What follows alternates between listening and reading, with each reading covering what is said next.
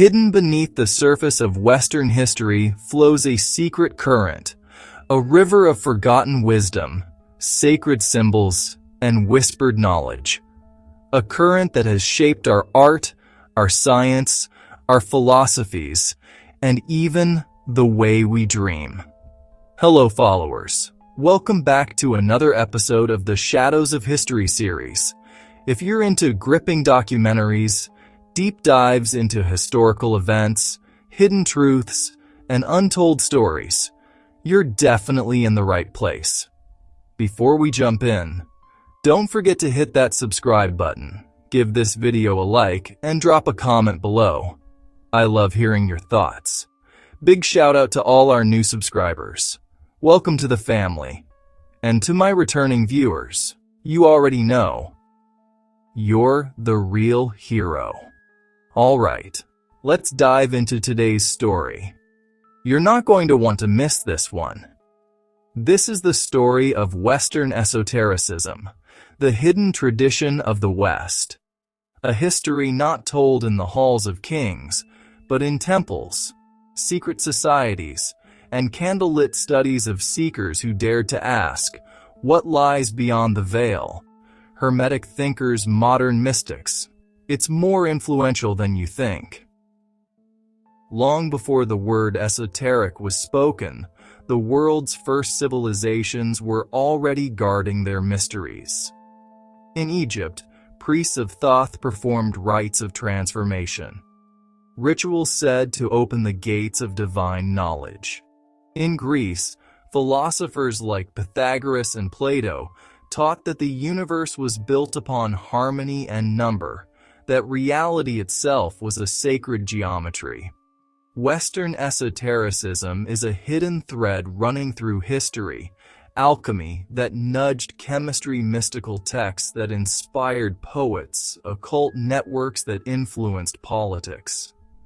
The word esoteric comes from the Greek esoterikos, meaning inner. Knowledge meant for the few who were ready to see beyond appearances. This is where our story begins, with those who believed the universe itself was alive with hidden meaning. It blends philosophy, ritual symbolism, a parallel intellectual world where secrecy met creativity. In the great city of Alexandria, where East met West, ancient wisdom fused into something entirely new. Here, philosophers, mystics, and scientists shared ideas in a vast cultural laboratory. We'll trace its roots from ancient Hermetica, medieval magic, Renaissance thinkers, 19th century occult revivals. Out of this fusion came Hermeticism, a body of texts said to be written by Hermes Trismegistus, part god, part sage. The Hermetic corpus taught that humanity was a microcosm of the divine cosmos. To know oneself was to know the universe, as above, so below. And yes, it fueled controversy, banned books, secret societies, modern conspiracy fodder. At the same time, Gnosticism emerged, a bold and mystical interpretation of existence. It taught that within each of us burns a spark of divine light, trapped in a flawed material world. Salvation, they said, comes not through faith alone, but through gnosis, direct, inner knowledge of the divine. But beyond the drama, esotericism pushed people to question authority, experiment with knowledge, and imagine new realities. When the Roman Empire fell and the Christian world rose, much of this hidden wisdom seemed to vanish. But in truth, it went underground. In the monasteries of Europe and the scholarly centers of the Islamic world, alchemists, astrologers, and mystics kept the flame alive. Alchemy was more than an early form of chemistry. It was a sacred art of transformation. The alchemist's dream of turning lead into gold mirrored the soul's own journey. transforming ignorance into enlightenment. In 1 minute, you'll get the big picture, surprising connections, major players, and why these hidden ideas still matter today. Jewish mystics in medieval Spain and Provence developed Kabbalah, a map of divine emanations showing how God's infinite light flows into creation. For those who could read its symbols, Kabbalah offered a vision of the universe as a living, breathing system of divine energy.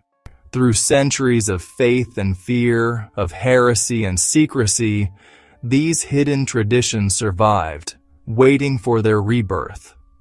The Renaissance was more than a revival of art. It was a rebirth of ancient wisdom. As Europe rediscovered the long-forgotten Hermetic and Platonic texts, thinkers like Marsilio Ficino and Pico della Mirandola began to imagine a new vision of humanity, that we were not fallen creatures bound by sin, but divine beings capable of rising toward God through knowledge and creativity. They believed that magic, properly understood, was not superstition, but the sacred science of the universe. To study nature was to read the mind of God. To create art was to mirror divine creation itself. The same spirit that inspired Da Vinci's sketches and Shakespeare's poetry also inspired the magus, the alchemist, and the philosopher, each seeking to uncover the hidden harmony of all things.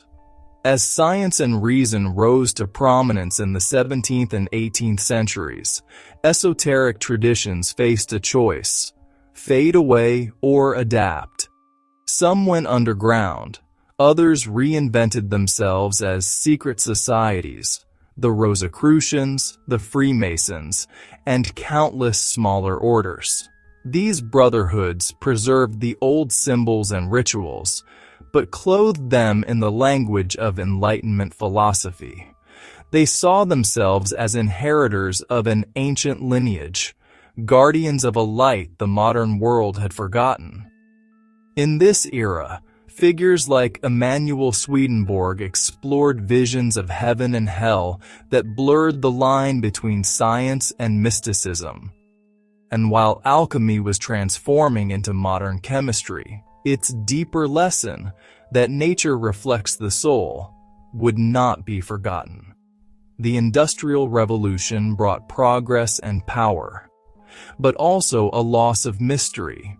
In response, a new wave of seekers rose to reclaim it. In 1875, Helena Blavatsky founded the Theosophical Society, blending Western esoteric thought with Eastern philosophy. Her writings sparked an occult revival that spread through Europe and America, inspiring secret orders like the Hermetic Order of the Golden Dawn.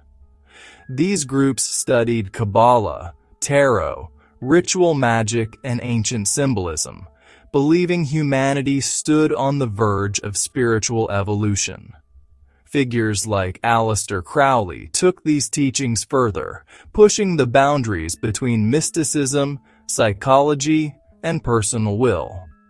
Meanwhile, psychology itself was being born, and thinkers like Carl Jung saw in alchemy and myth the very language of the unconscious mind. Once again, the hidden tradition was shaping the modern world, not through superstition, but through symbol and psyche. Today, the legacy of Western esotericism surrounds us, often in ways we don't notice. It lives in the language of transformation and self-discovery. In films filled with secret symbols and archetypes. In the New Age movements that speak of energy, vibration, and awakening. Even in science's search for unity, from quantum theory to consciousness studies, echoes of the Hermetic dream remain.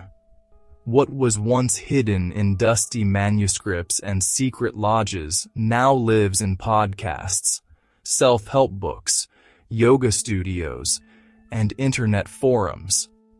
The mystery has not died. It has adapted, reshaped by every generation that dares to ask, who are we, really? And what is this universe we inhabit? From the sands of ancient Egypt to the cities of the digital age, the story of Western esotericism is the story of humanity's search for meaning beyond the visible. It reminds us that knowledge is not only about information, it is about transformation. The alchemists sought to turn lead into gold. The mystics sought to awaken the divine spark within. And perhaps in our own way, we are still doing the same, seeking light in the hidden places, truth in the silence, and wisdom in the mystery that never ends. What do you think of this history? Do you want more video of this nature? Let me know in the comment section.